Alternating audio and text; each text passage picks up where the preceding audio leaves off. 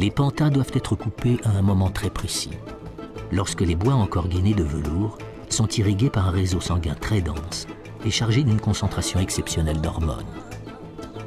À cette période, leur croissance est presque d'1 centimètre par 24 heures.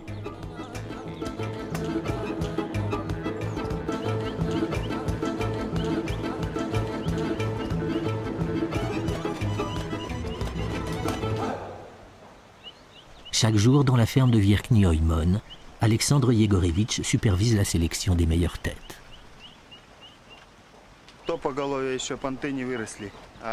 Là-haut, nous avons séparé les bêtes et ramené jusqu'ici celles qui possèdent des ramures de bonne taille. Les autres restent encore à profiter des pâturages. Et celles-ci vont passer à la coupe.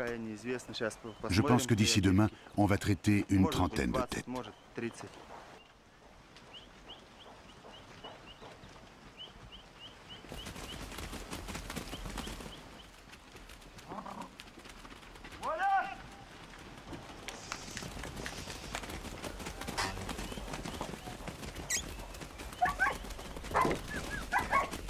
Les maralniks possèdent en moyenne plus d'1 millier de cerfs.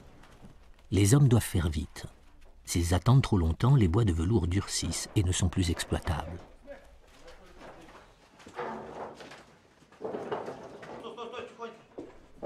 Un maral en bonne santé vit normalement une vingtaine d'années.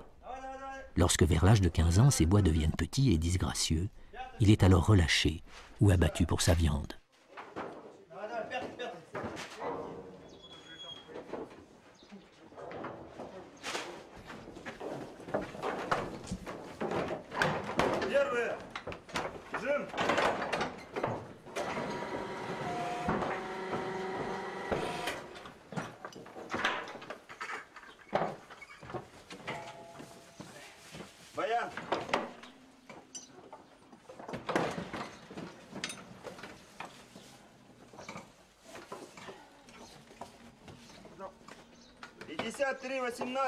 Numéro 5318. Âge 6 ans.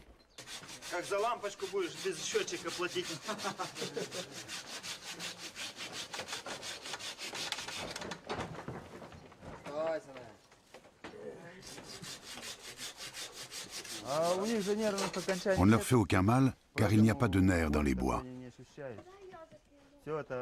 Tout cela est fait avec beaucoup de précautions. La cicatrisation est très rapide. Après 2 ou 3 jours, c'est pratiquement fini. Une poudre associée à de la naphtaline accélère le processus de cicatrisation.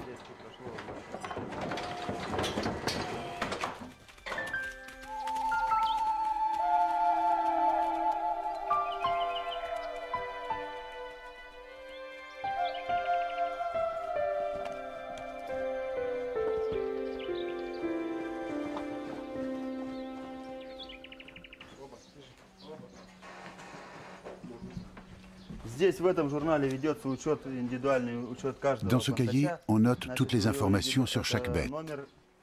On connaît leur date de naissance. Le numéro qu'elle porte à l'oreille permet de les identifier. Ainsi, d'année en année, on peut estimer et contrôler la productivité de chaque animal. Notre principal objectif, c'est d'obtenir des pantas parfaites.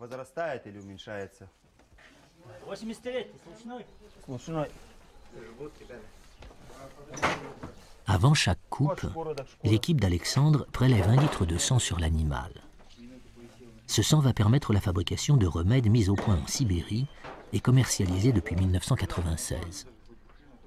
Cette technique, uniquement pratiquée dans ce maralnik, a pour but de développer un nouveau marché en remettant au goût du jour la pantocrine.